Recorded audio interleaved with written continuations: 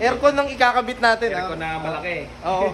Mainit na ngayon eh. Oo. Summer eh. Kaya bumili ako ng pampalamig ng aircon. Para mawala yung mga init ng ulo natin. Ito. Yan. Yan, electric fan. Yan, malamig yan, malamig yan. So yun mga boy, what's up sa inyo? In today's video, no, update tayo sa aircon update ni Tanda.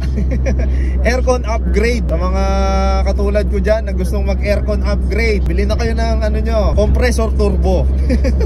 Ayan o. Ngayong araw na to boy, medyo nakarami naman tayo ng benta. Oras na para gumastos naman tayo. Hindi naman natin yung pera kung di natin gagamitin sa luho natin, no? So sa araw na to, no boy, pupunta tayo kay JD Mufflers. Dito nagpapaayos din ng mga muffler si King of JDM, Papi Ramon Bautista. Shoutout sa'yo. Papakabit natin yung aircon compressor turbo ni Tanda. Technically naman si Tanda ay turbo diesel na. Yung stock turbo niya i-upgrade lang natin ng konti. Magkakaroon lang ng konting dagdag sa power si Tanda. Konting-konti lang para mas lumamig yung aircon niya. Biyahe lang muna tayo, expressway. Tara, punta tayo kay JD Mufflers. Let's go. Sa susunod na video mo, Tanda, hindi ka na mahihirapang umakyat ng 100 kph. Sasaglitin mo na lang yan. So yun boy, nakarating na tayo kay JD Mufflers, Sir Joseph. Maraming salamat ha. Pops, ano bang kailangan natin para lumamig yung aircon ng sasakyan ko? Aircon ang ikakabit natin. Aircon na malaki. Oo. Kasi mainit na ngayon eh. Summer eh. Kaya bumili ako ng pampalamig ng aircon. Para mawala yung mga init ng ulo natin. Ito. Yan, electric fan.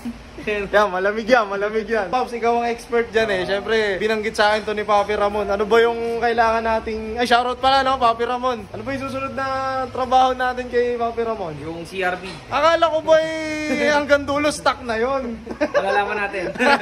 Mukhang nabigyan pa natin ng pasilip. Sige, ayan na muna natin yon. Ito yung gagawin natin ngayon. Itong turbo natin na pampalamig ng aircon. Technically, ano bang mangyayari dito? Kabit na lang ba? Hindi siya totally bolt-on. Pero pang Mitsubishi rin siya. So, gagawa natin ng sandwich plate para mag-fit doon sa stock manifold ng 68T. 68T, oh. Turbo diesel. Isa pa sa ni-request ko sa kanya, no, dahil nandito na rin naman tayo. Para mas lumamig pa yung aircon natin, palalagyan na natin ng intercooler. Intercooler. Yan, lalamig lalo yung aircon. Mas cooler na eh. Kung gusto nyo magpagawa, no, kompleto yan dito, boy. Sa mga downpipe, saan ba ito ginagamit, Pops? Actually, sa mga tambucho, literally, headers, nagawa rin kami. Dalawa na yung shop ni Pops, dalawa na. Bali, itong shop namin na isa is yan. Kaka-start pa lang namin. Ito yung pangalawa na. Yung OG namin dun sa Panamitan. Mga walk-ins yun. Yun, dun ako napapunta kanina. Sabi ko, dito na yan. Matagal gawin yan eh.